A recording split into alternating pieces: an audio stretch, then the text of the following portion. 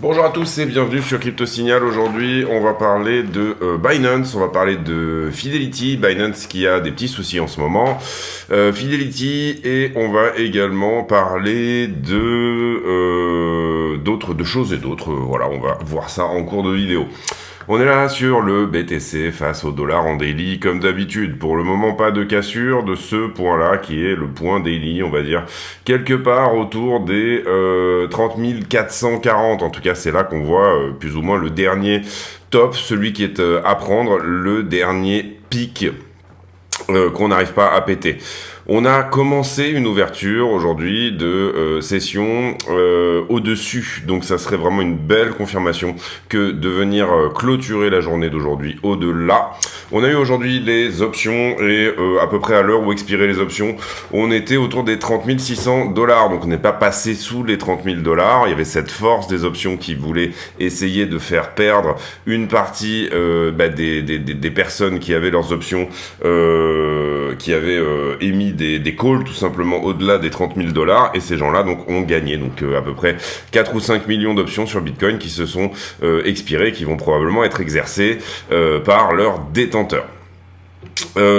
Autre chose, sur le 4 heures, là où c'est intéressant, c'est qu'on a refait une petite incursion, une petite visite dans ce qu'on va appeler, on va dire, une sorte de sortie de range. Est-ce que elle va être confirmée ou pas? C'est un petit peu la question du moment. Vous voyez que si on considère que ça, c'est un range, eh bien, on a eu cette bougie cette nuit à 6h30 qui nous a donné un 30 262. Malheureusement, on n'est pas venu prendre mon TP partiel qui, personnellement, ici, là, j'aurais TP une bonne partie de mon trade et j'étais pas vraiment disponible cette nuit devant les écrans. Donc, du coup, pour le moment, qu'est-ce qu'on peut voir ici sous les yeux? Alors peut-être, si jamais on confirme cette sortie de range, encore une fois un potentiel W ici, sous-entendu on serait là au retest pour éventuellement rebondir sur la borne haute du range et en sortir par le haut. Ça c'est la première possibilité. La deuxième possibilité, c'est qu'on soit sur un fake out, c'est-à-dire que désormais, on vient de faire une incursion en dessous du range, qu'on vient de prendre tout simplement la liquidité qui se trouve ici, et notamment peut-être sur cette borne-là et cette borne-ci, qui pour le moment n'ont pas été revisitées. Mais on avait vu dans cette structure que pour le moment, dans cette structure qui était une structure descendante, eh bien on était en train de liquider principalement du long. Donc pour le moment, on peut peut-être se dire que désormais, on va aller chercher le point haut de ce range. Encore une fois, moi je suis sur un scénario où on irait plutôt bouffer les 34 000 que d'aller en dessous de la structure pour le moment, mais c'est tout à fait possible qu'on le fasse. Donc du coup, c'est pour ça qu'on a des stop loss et qu'on se prévoit différents problèmes qui pourraient arriver. On a ici également cette 4 heures qui a très bien tenu, vous le voyez, donc une trend, une tendance qui a très très bien tenu le prix jusque là. Est-ce qu'on passe en dessous ici? Donc ça veut dire continuer cette structure baissière. Pour le moment, vous voyez qu'on est sur un potentiel retournement, puisqu'encore une fois on a une sorte de W confirmé ici. On va voir si ça tient, on va voir si ça c'était juste une prise de liquidité ou si ça engendre du vrai achat au spot avec un vrai mouvement sain tout simplement. On va passer sur le 1 heure. Sur le 1 heure, donc on peut estimer, alors vous le voyez ici, on avait une 4 heures intermédiaire, on va dire, qui était plus ou moins à peu près parallèle à la pente précédente, donc je pense qu'on peut l'enlever. On va ici plutôt se concentrer sur des time frames plus petites. Qu'est-ce qu'on peut voir ici dans la structure? Bon, déjà on avait la cassure ici de cette distribution qui était un bon signal, retour en bas de range, ici on rebondit juste en dessous des 30 000 $, on revient tester la 4 heures et puis derrière on dégage vers le haut, ça c'est plutôt une bonne chose, plutôt encourageant. Également on a ce niveau ici, qui était donc le haut de range et qu'on est actuellement en train de retester. Il faut que ça tienne. Si on veut espérer une sortie saine vers le haut du range, il faut rebondir sur la borne haute du range, encore une fois. Sur le 1 heure, pas grand chose de plus à dire, sauf à dire que la structure est peut-être en train de passer haussière ici, donc il ne faut pas perdre tout simplement les 30 264. Sous-entendu, ça serait même bien que ça soit le creux intermédiaire qui nous permette de revenir casser la borne haute, on va dire, ou en tout cas la résistance intermédiaire qui est ici au 31 400. Le vrai point d'appui de ce mouvement, eh bien, enfin, déjà on avait effectivement cette structure qui est plutôt bullish, encore une fois, on en casse, donc ça c'est bien, c'est une bonne chose, c'est la prise de liquidité un petit peu qu'on attendait, plutôt dans ce sens-là que dans le sens inverse. Sur la 15 minutes, plus ou moins même chose, hein, on va suivre ici. Vous voyez qu'on avait aussi un très joli signal au moment où on cassait tout simplement cette structure de distribution également. Ceci est une structure d'achat, à savoir un bull flag. Est-ce qu'on a atteint la target de ce bull flag? Donc on se prend ici sur la time frame 15 minutes. Hein. Il faut jouer la bonne time frame en fonction du bon endroit. La cassure, elle se trouve à peu près ici. Et vous voyez qu'on s'arrête tout pile juste au-dessus de la target. Donc celui qui jouait le 15 minutes ici, il était tout à fait dans les clous pour toucher sa target à la cassure de ce flag et ça aurait été un trade intermédiaire très sympa à prendre. Personnellement, je suis déjà en trade. Je suis déjà en trade parce que je suis rentré à peu près ici, autour des 32, quelque part par là. Pour le moment, qu'est-ce que je pense faire? Je pense remonter mon stop loss, histoire de verrouiller ce trade en gain dans la zone. J'ai raté une entrée quelque part par ici. Ça, j'en ai déjà parlé hier, ici sur ce fake out. C'est-à-dire là, sur cette cassure-là, je suis rentré, je me suis fait stop loss juste derrière. Mais pour le moment, ici, ce trade est relativement profitable. Ce que j'aimerais bien, c'est ici prendre mon TP partiel, personnellement, et puis que du coup, après le reste du trade, le runner, ce qu'on appelle le runner, donc le profit résiduel, eh bien, court jusqu'au 34, si c'est possible, d'y aller. Voilà un petit peu en ce qui concerne BTC. J'ai BTC qui reprend 5%, ça c'est plutôt une bonne chose. Grayscale BTC pour moi c'est un indicateur. Est-ce que les institutionnels sont ou pas réellement bull sur BTC? Vous voyez ici cette résistance intermédiaire qui ne veut pas péter.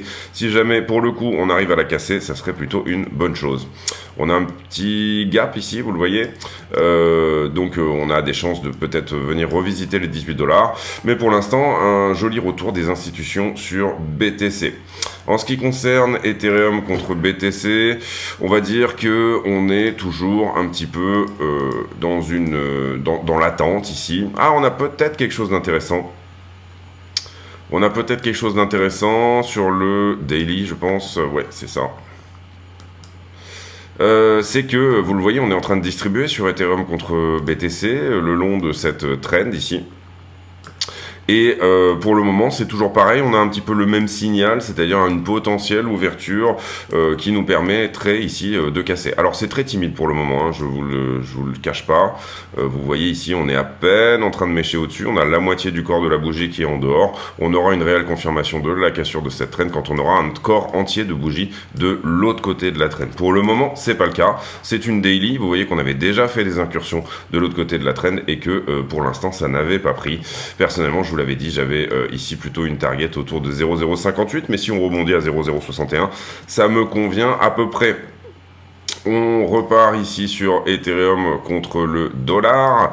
Ethereum contre le dollar et pour le coup, vous le voyez, la résistance des 1920. Rien de nouveau hein, sous le soleil pour Ethereum, si ce n'est que là où c'est intéressant par rapport à ce qu'on avait dit hier, c'est que on a eu rebond ici sur cette zone-là et que là, ça fait 2 jours que désormais on hausse sur Ethereum contre le dollar. Si Ethereum contre le dollar arrive à s'affranchir des 1920, on peut penser qu'il y aura une très franche accélération jusqu'à 2000, au-delà de 2000, peut-être 2140. Si jamais on se fait rejeter, ça sera pas du tout le cas. Là où c'est intéressant également sur la structure un petit peu plus petite sur Ethereum contre le dollar, c'est qu'on a aussi cette potentielle structure en flag. Si jamais c'est effectivement un flag, etc., et que ce flag confirme, je pense qu'on peut prendre ici cette zone-là. Peut-être potentiellement même que on est peut-être sur quelque chose comme ça, mais on va la jouer ici, encore une fois, plutôt plus cohérent, plus tranquille. Et en l'occurrence, ici, ça nous donnerait une target avec ce flag de 2061$ pour Ethereum. Est-ce que la cassure est confirmée? Alors, oui et non. Oui et non, pourquoi? Parce que si jamais on la regarde en 4 heures, je vais vous mettre ici la trend de distribution d'une bougie bleue à une bougie bleue. Si jamais on la regarde en 4 heures, oui, on a ici, vous le voyez, une clôture, une bougie entière, le corps d'une bougie entière qui se fait de l'autre côté de la traîne. Donc ça, c'est plutôt une bonne chose. Maintenant, qu'est-ce qui m'embête un petit peu sur cette structure-là? C'est tout simplement qu'on arrive sur résistance. Pour moi, il y aura le vrai moment, le vrai endroit où sensiblement on pourrait vraiment dire que ça y est, Ethereum fait son breakout, sera au-delà des 1920$. En une heure, petite épaule, tête, épaule inversée ici peut-être. Elle est pas excessivement propre, ici. Pas excessivement propre, mais pourquoi pas. Et là, pour le coup, on aurait la même target. Donc ça, c'est une figure de retournement également. Et la target, on prend la totalité de la structure et on reporte. On aurait un retest de la résistance permanente. Excusez-moi une petite seconde. Je vais essayer de faire la police. Ok, donc peut-être potentielle cassure, voilà, de cette distribution, et ça c'est suffisamment intéressant pour que on en parle, et potentielle structure de retournement ici sur Ethereum contre USDT. Personnellement, je suis très bull sur Ether, et je vais peut-être même ouvrir un trade dans la zone, je sais pas encore, je vais surveiller un peu l'histoire, mais je dirais que peut-être quelque part sur les 1870, on va aller regarder ici tout simplement la liquidité pour éventuellement parler d'un potentiel trade sur Ethereum qui pourrait, je le rappelle, surperformer BTC dans les jours prochains. Voilà pour l'analyse technique. On va passer sur la news.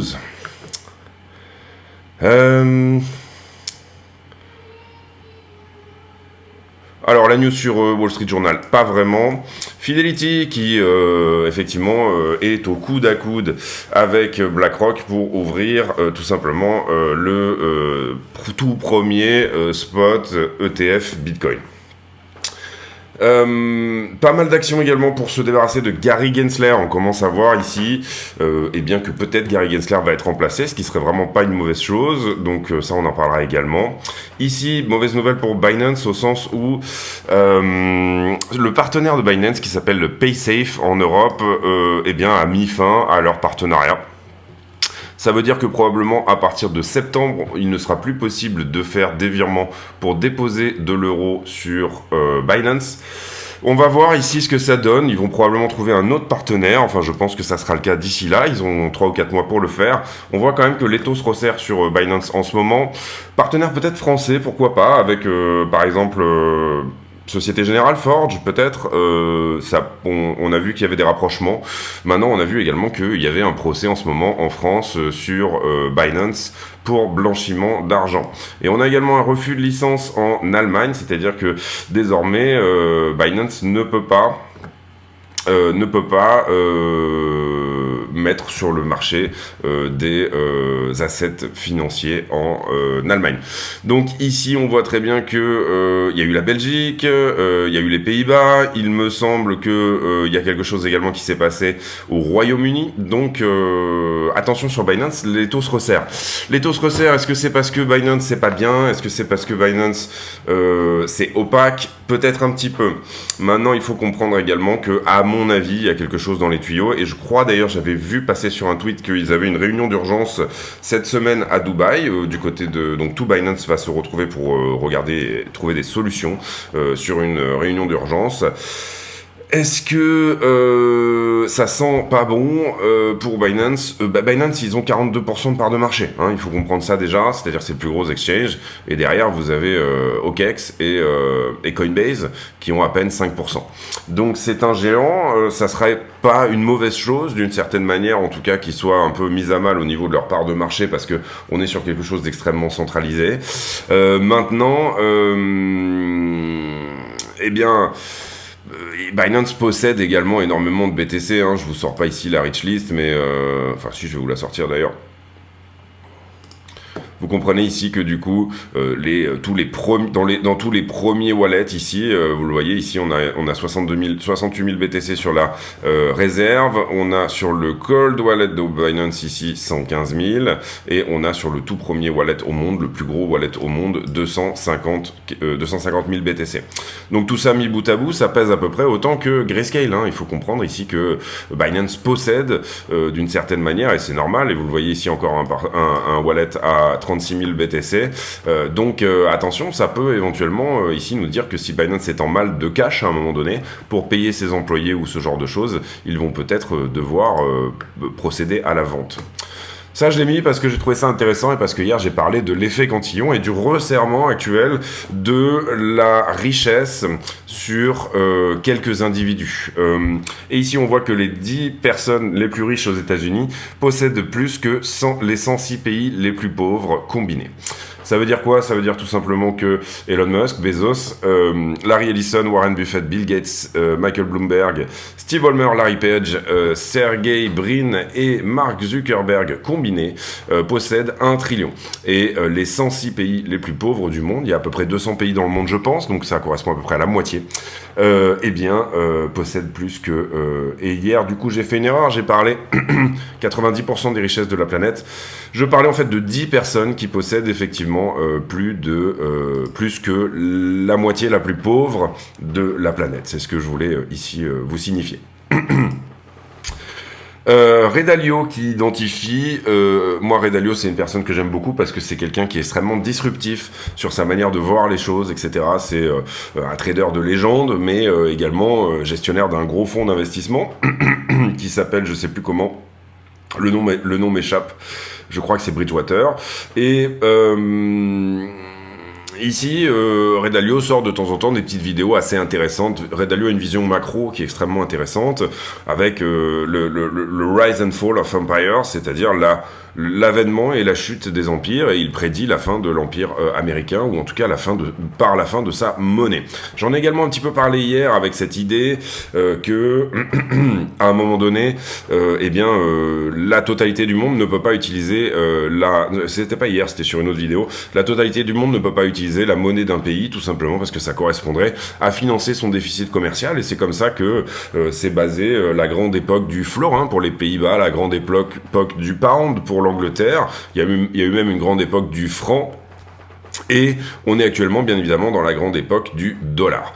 Ce que nous dit Ray Dalio et quels sont les 3 signes qu'une monnaie va s'effondrer, il nous dit que concrètement vous avez les signes d'un effondrement d'une monnaie quand plus personne ne veut de sa dette à un tel point que en fait le pays commence à imprimer pour racheter sa propre dette. Et c'est un petit peu ce qui se passe quand on regarde cette dynamique du quantitative easing et ce genre de choses. C'est un petit peu ce qui s'est passé dernièrement, au sens où la dette ne proposait rien, donc du coup on a éclaté et fourni de l'inflation, et les États-Unis ont effectivement racheté une partie de leurs propres dettes qui sont désormais en train de revendre puisqu'on est dans une période propice. Donc je trouvais ça suffisamment intéressant pour en parler. Ici, la crypto qui offre aux Africains une ligne de vie contre l'inflation et la corruption, et c'est surtout les populations débancarisées qui pourraient ici profiter de la crypto. En Afrique, beaucoup de gens ont un téléphone, la plupart des gens ont un téléphone même, mais très peu ont un compte bancaire, donc ça peut éventuellement leur permettre ici une vélocité de l'argent plus importante. FTX qui met en pause la vente de 500 millions d'actions dans une start-up autour de l'intelligence artificielle. Visiblement, il y avait des assets de ce côté-là. Et ici, les futurs qui sont, alors qu'on attend un moment clé par rapport à l'inflation. Et je viens donc justement à l'inflation. Aujourd'hui, on aura le PCE qui va sortir et ça sera à 14h30. Il est 11h33, donc d'ici 3-4 heures, il y aura les chiffres du PCE. La grande question ici, c'est de bien comprendre, est-ce que les chiffres du PCE vont remettre en cause le CPI? Le CPI sort le 10 du mois, pour donc le mois de mai, et le PCE sort toujours en fin de mois, c'est-à-dire que vous avez ici un décalage entre les deux. Sincèrement, je pense qu'on sera au consensus, je pense pas que ça va remettre en cause tout ce que nous avaient donné les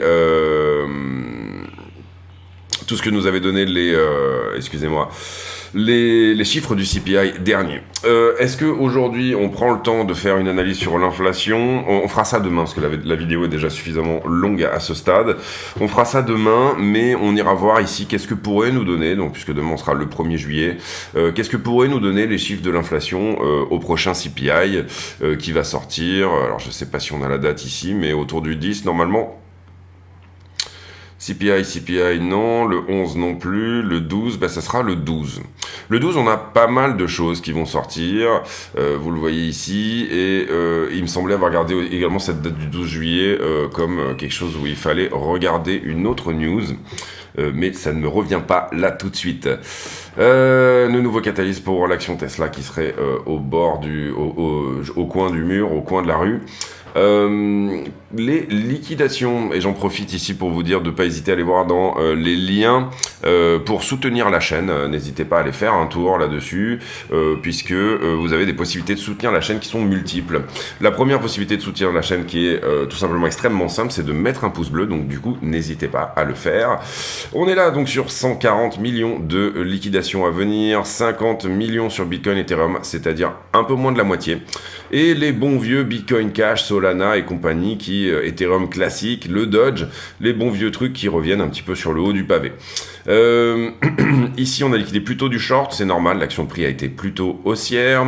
Sur le carnet d'ordre, on voit qu'on a absorbé des ordres qui étaient des ordres à la vente, et donc du coup il a fallu un peu de momentum quand même pour faire ce mouvement. Vous le voyez ici, 230, à peu près 400 bitcoins qui ont changé de main. Et puis derrière, ici, on est sur un rebond, pas forcément sur des actes d'achat, même il semblerait que ça soit plus soit des achats market, soit tout simplement les dérivés ici qui drivent un petit peu le prix. On a un ordre de vente qui a disparu ici de 50 bitcoins, mais c'est pas grand chose. Et la prochaine grosse barre, c'est énormément de bitcoins à la vente, juste en deçà des 31 440 sur le spot Binance, c'est-à-dire le dernier plus haut. Donc là, on a des gens qui veulent éventuellement se placer à la vente juste au-delà du top. Pour le moment, pas d'ordre d'achat énorme, mais ça peut ici être relativement engageant que de voir que dans cette montée, on a effectivement des ordres qui sont venus se faxer. Donc, des ordres d'achat. Ça veut dire quoi? Ça veut dire que il y a peut-être un bon sentiment dans cette hausse et la hype des ETF est peut-être ici en train de changer le sentiment des gens et de leur dire, finalement, peut-être qu'un Bitcoin à 31 000 $, c'est pas si mal. On verra si ça sera effectivement le cas, mais en tout cas, c'est ce qu'on peut noter au niveau sentiment. En ce qui concerne les liquidités, on n'est pas venu visiter ici cette borne basse, mais on a pris le haut du range, encore une fois. Donc du coup, on avait ici quelques liquidités à prendre en haut, à la fois du court terme et à la fois du plus long terme. Comment ça s'est goupillé cette histoire ? Eh bien, j'ai une forte augmentation du prix ici, mais vous voyez que l'augmentation du funding, elle est relative, elle n'est pas aussi péchue que l'augmentation du prix. Donc on peut peut-être considérer qu'on a été shorté pendant tout ce mouvement et qu'il y a encore du short résiduel en haut de ce mouvement. Ensuite, derrière, j'ai un prix qui descend, mais le funding ne descend pas. Outre mesure, il est plutôt à la latéralisation, vous le voyez. Qu'est-ce que ça veut dire? Ça veut dire que théoriquement, on devrait bouffer du long ici, donc le funding devrait descendre. C'est pas le cas, ça veut dire que j'ai du long qui s'est rajouté. Donc sous-entendu ici, le petit bas de ce petit mouvement ici a été longué également. Donc un petit tour ici sous la structure, potentiel même retour au 33 ne serait pas choquant. Cela dit, on a cette traîne qui pour le moment tient un petit peu, donc on ira en fin de vidéo aller voir les plus petites timeframes pour essayer tout simplement de nous dire ce qu'il en est. Pour le moment, qu'est-ce qu'on short squeeze? On short squeeze probablement, on a short squeezé ici les 31 000. Ce qui s'est passé là, vous le voyez, on a fait une incursion en funding négatif, c'était le principal point à prendre, il était bien évidemment là. Donc il y avait peut-être une petite prise de profit à faire sur ce point-là, pour ceux qui jouaient des timeframes plus petites et qui n'étaient pas forcément dans un swing un peu plus grand. Ensuite, c'est ETH qu'on veut faire là. On va faire un tour sur l'ETH. Alors sur l'ETH, c'est pareil, on a pris juste la borne haute. Pour moi, il y a un point conséquent à venir prendre au 1830. Ça serait pas étonnant que ETH vienne y faire un tour. Derrière, j'ai du funding j'ai un prix qui descend alors que le funding augmente, en tout cas au moins jusque là. Donc le niveau a été réparé ici, mais je peux quand même considérer qu'il y a encore un petit niveau résiduel ici en termes de longue. Et puis là, le prix augmente, le funding aussi. Donc on peut peut-être ici dire que oui, il y a du short, mais il n'y a pas d'anomalie. Sous-entendu, on va mettre ce niveau en trétillé, parce que c'est pas un niveau significatif, le dernier plus haut. Et puis derrière, les choses reprennent un peu leur cours, sauf ici où on est très légèrement shorté. Vous le voyez ici que le prix augmente, mais le funding descend. C'est pas instantané le funding, c'est toutes les 8 heures. Là, on a suffisamment d'exchange pour éventuellement dire que... il y a une modélisation qui peut se faire au travers du funding, mais c'est pas instantané le funding. Il faut comprendre que ça se met à jour pas toutes les secondes. Alors, les poches de liquidité qu'on regarde ici. Poche de liquidité, vous voyez qu'on est repassé sur un delta positif. Bon, on est plutôt à l'équilibrium, hein, même, mais on est repassé sur un delta de longue positif. 5 milliards en position au-dessous du prix, à peu près 3,51. Donc ça, c'était au top. Et 3,51 ici à ce stade. Si on regarde ici un petit peu plus dans le détail, on va essayer d'aller voir si jamais on liquidait la totalité des leviers. Ben, c'est peut-être déjà chose faite, ou en tout cas 30 540. Du moins, en tout cas, on a déjà bien nettoyé ce mouvement. Maintenant, ce qu'on trouve pas génial ici, c'est que il y a cette position à prendre au 31 000, mais il n'y a pas énormément d'ordres depuis ce matin qui sont intervenus en short. Donc c'est pour ça qu'on a un delta qui désormais est positif. Donc la liquidité ne nous dit pas grand-chose ici, malheureusement. Et sur Ethereum, même chose, on est passé... Alors je suis bien sur Ethereum... Non, je suis pas sur Ethereum, ça m'étonnait que ça soit aussi...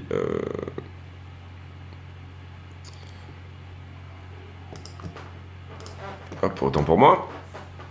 Sur Ethereum, on est toujours en delta négatif à ce stade. Vous voyez qu'on a du coup short squeezé. Là, ça avait déjà été short squeezé, mais on a short squeezé ce qui s'était un petit peu passé là.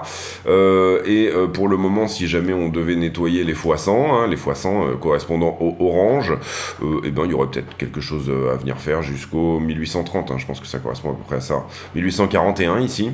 Et si on doit nettoyer tous les x100 en haut, vous voyez que ici, où est-ce qu'on a du vert foncé ici dans la zone, voilà, peut-être quelque chose 1920. C'est à peu près ce qu'on a dit tout à l'heure, c'est-à-dire, sous-entendu, on pourrait avoir tout simplement un retest de la borne haute du... et là, je vais mettre en pause, parce que, en fait, j'ai redémarré l'ordinateur, donc une petite seconde. Donc on pourrait avoir un retest dès 1920 sur Ether. Ici sur la 12 heures, on voit qu'on a été plus longué que shorté, donc ça sous-entend peut-être que à très court terme, on pourrait encore baisser. Et puis sur la 7 jours, on a fait une incursion dans la zone verte ici. Est-ce que ça va continuer? Est-ce qu'on va pousser jusqu'au 32? C'est la bonne question, ou alors est-ce qu'on va venir chercher sous les 29,5? C'est un peu la question que je posais en début de vidéo, sous-entendu, on a fait une excursion au-delà du range, est-ce que maintenant on va revisiter le bas du range? Et sur la 1 mois, vous voyez qu'on est ici, on a pas mal de monde au 24 et pas mal de monde au 32. La grande question en termes de sentiment ici, c'est qui a pris profit là-dessus? Sur les gros leviers, probablement que tout le monde a pris profit. Est-ce qu'on n'a pas ici à venir désormais nettoyer une partie de tout ça et les leviers entre guillemets plus faibles? Sous-entendu, si aujourd'hui par exemple dans cette structure-là on a commencé à lancer du long en x10 ou en x20, on pourrait avoir une baisse du prix de 5% ou de 10%. C'est là un peu la grande question du moment, c'est-à-dire comment est le sentiment et est-ce que les longs ont pris profit sur ce mouvement ou pas. Également ici, vous le voyez, à l'inverse sur Ethereum, on a plus de short que de long sur les 12 dernières heures, donc ça c'est intéressant. Plus de long sur Bitcoin et plus de short sur Ether. Et puis sur la One Week, on voit ici bien que Ether a quelque chose à probablement venir faire au-delà des $2000. Et c'est justement ce que je vous expliquais sur un potentiel trade sur Ethereum qui pourrait être assez intéressant avec une target au-delà de $2100. Et si ça part en swing, si ça part un petit peu plus dans le temps, eh bien à ce moment-là, un potentiel swing pour aller chercher entre 2004 et 2007. Pour le moment, pas de cassure des 1920. Si jamais c'était le cas, ça serait vraiment un bon signal. Pour moi, la configuration graphique sur Ethereum est excellente. Maintenant, voilà, ce qu'on veut voir, c'est est-ce que ça arrive à passer ça, parce qu'on s'est déjà fait repousser quand même un paquet de fois. On peut voir ici peut-être un niveau intermédiaire qu'on va rajouter,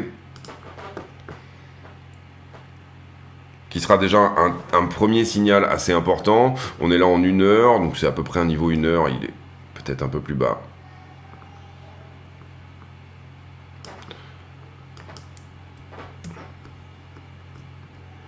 C'est pas un niveau 1 heure, en fait, en réalité, c'est un niveau dans une plus petite time frame, mais on va le garder dans l'idée d'un 1 heure, juste en prenant les mèches pour simplifier l'histoire. Voilà, il est quelque part par là. Ici, vous voyez qu'on a une clôture au-delà, donc c'est pour ça que je dis que c'est pas un niveau 1 heure. Et ici, je vois pas de bougie blanche. Il faudrait qu'on ait un vrai pic. On doit l'avoir, je pense, en 30 minutes. Non, plus. On doit l'avoir en 15. Oui, il est là. Donc du coup, vous le voyez ici, on a cette petite bougie blanche là, qui est exactement là, et qui pour l'instant repousse le prix. On va d'ailleurs même du coup le labeller dans la bonne time frame, c'est un niveau 15 minutes. Ensuite, donc voilà, pour moi l'idée sur Ethereum, la deuxième chose que je peux voir également, c'est en termes de Ethereum dominance, où pour le coup, vous le voyez, on a peut-être ici... on est peut-être en train d'essayer de former un support au 19,56 de dominance. Maintenant, voilà. L'Ethereum dominance, qu'est-ce qui se passe ? Elle est normalement sur sa trend, d'accord ? Cette trend n'est pas une daily, hein. Je vous ai mis en daily ici, mais vous voyez qu'elle a été perdue plusieurs fois ici, donc c'est une trend qui est plutôt weekly. Est-ce qu'on va jusqu'à la semaine pour se dire, bon... Même c'est même pas une weekly, c'est peut-être même une monthly, puisqu'on travaille sur quelque chose qui est là depuis 2019. Voilà, on est dessus. Donc vous le voyez ici, hop, on va même bien la mettre. Pardon. Encore que elle était, pour moi elle avait du sens comme ça, donc on va la garder comme ça. Vous voyez qu'ici, que quand je mets en termes de monthly, on est juste sur le retest. Alors que quand je la mets en daily, cette trend, on l'a perdue. Donc c'est pour ça qu'il faut faire bien attention à vos time frames. Quand vous mettez une trend, il faut respecter sa time frame, sinon ça n'a aucun sens. J'ai pas fait le total 3, on va vite fait y jeter un œil. Total 3, on est pour moi ici dans une compression. On a cette trend de distribution qui est là, qui pour l'instant nous repousse. On est au contact, hein, vous le voyez ici en ce moment. Si on arrive à la péter, ça veut dire plutôt des belles journées devant nous en ce qui concerne les alts. Si à l'inverse on se retourne et ici qu'on continue, eh bien que cette trend nous repousse. Pour l'instant, vous comprenez que c'est facile de faire une droite avec 2 points. On est sur un rejet potentiel à ce stade. Cette trend nous repousse et qu'on perd celle-ci, qui est la trend d'accumulation. Et bien à ce moment-là, ça sent pas très bon pour les alts, à savoir qu'on pourrait venir visiter le bas du biseau. On a mis en avant ici un énorme biseau sur le total 3, qui est celui-ci. Revenir visiter le bas du biseau, ça voudrait dire tout simplement, a priori, quelque part entre moins 20%, depuis le montant actuel, même c'est peut-être un peu plus. Pardon. Ce que je veux, c'est ça. Bon, d'ailleurs, on va d'abord effacer les dessins.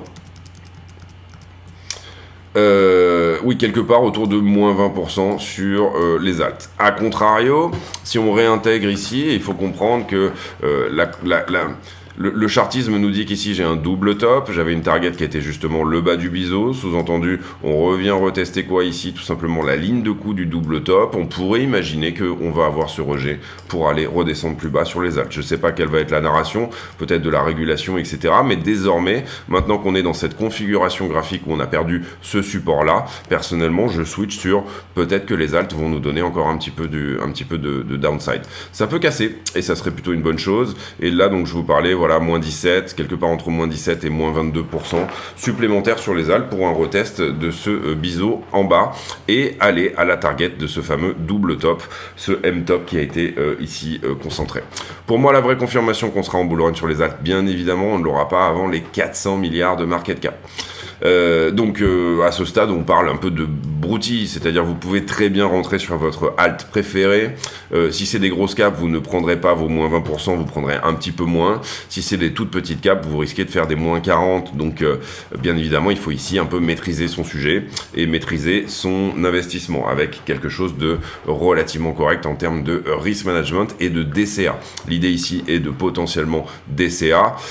J'avais dit ici quand on était à l'attaque du creux précédent, de toute façon, si vous aviez loupé le train ici, donc en janvier dernier, sur vos alts préférés et que vous étiez dit, je sais pas, on avait à l'époque, j'en sais rien, du Atom à 5$, à 8$, je ne sais quel autre alt qui pouvait éventuellement vous intéresser, et bien du coup, faites-le maintenant. Si vous n'achetez pas des alts dans la zone où elles reviennent, quand elles rejouent avec les plus bas précédents, bien évidemment, si vous en aviez acheté là, c'est pas la peine de repratiquer un point d'achat ici. Mais à l'inverse, à ce moment-là, il faut vous mettre au tricot. J'avais eu un commentaire comme ça qui disait si on n'achète pas maintenant, il faut aller tricoter, il faut éventuellement, à ce moment-là, vous allez à la BNP Paribas, vous prenez l'argent que vous essayiez d'investir sur les cryptos, vous le mettez avec un conseiller patrimonial complètement débile sur du CAC 40 et vous lui dites tiens, tu gères ça parce que moi c'est pas mon truc quoi. Sincèrement, il y a un moment donné où il faut aussi être logique. On est ici sur des points intéressants, ça peut aller plus bas. Ça peut même enfoncer le biseau, il n'y a aucun problème avec ça. Néanmoins, je dirais que le problème que j'ai avec cette configuration, et j'en ai déjà pas mal parlé sur la chaîne, d'aller voir le bas du biseau, c'est tout simplement que pour le moment, je vois pas vraiment de niveau. Ici, vous voyez que ça a poussé très fort, il y a cette imbalance. Je vois pas vraiment de niveau. Là, on a parlé ici de venir visiter moins 20%. Pour moi, il n'y a pas grand-chose avant moins 30 en termes de support potentiel, ou moins 38. Maintenant, on va voir, ça peut casser maintenant, c'est-à-dire sous-entendu, ici, on ne va pas chercher la target du double bottom et on réintègre toute cette histoire. Sous-entendu, qu'est-ce qu'on a fait? On a tout simplement juste dessiné un range entre ça et ça, dans lequel on pourrait être coincé sur les alts pendant un bon moment. Sous-entendu, on est en train de trouver le bottom ici, réel, et cette fameuse zone de j'ai d'abord énormément distribué, je me remets ensuite à accumuler entre deux bornes, et puis au bout d'un moment, ça répète dans l'autre sens, tout simplement. C'est-à-dire, qu'est-ce qu'on pourrait être en train de faire? Dessiner ici un W qui échoue une première fois, et puis ensuite on referait un W dans un W, par exemple, ce genre de choses, et là on aurait la vraie confirmation, elle se trouvera bien entendu à 400 milliards que le bottom est trouvé. Vous le voyez également, il n'y a pas besoin d'être, un dieu de la technique pour le comprendre, qu'on est peut-être sur une potentielle ici structure de retournement, dont la résolution se trouve bien évidemment aux 400 milliards. Ici 1, 2, 3, 4 par exemple, épaule tête épaule inversée. Derrière on a la target qui est à peu près autour des 520, 530 milliards. Donc si ça tient à ce stade, si ça n'enfonce pas ce plus bas là, si ça ne fait pas ce fameux biseau, et bien à ce moment-là, il se pourrait qu'on soit tout simplement dans une configuration de retournement. Donc ici, les deux sont jouables, et c'est pour ça, encore une fois, que je vous disais, si vous n'avez pas acheté là, autant vous mettre au tricot. On est complet, je pense, ici. Peut-être une petite étude de la Bitcoin dominance. Vous voyez que le breakout a eu lieu. Là, pour le coup, il est indiscutable. On avait évoqué la possibilité d'un fake-out ici, mais c'est pas du tout le cas. La hype des ETF a fait que Bitcoin pourrait être dans une période où il va prendre de la dominance. Et ici, vous le voyez, ce gros W qui nous dit qu'on a cassé ce range vers le haut et qu'on pourrait désormais aller revisiter à la fois ce niveau, donc le petit pic qui est ici sur la dominance qui serait extrêmement intéressant, et également la target de ce double bottom qui se trouve à peu près aux 60% de dominance.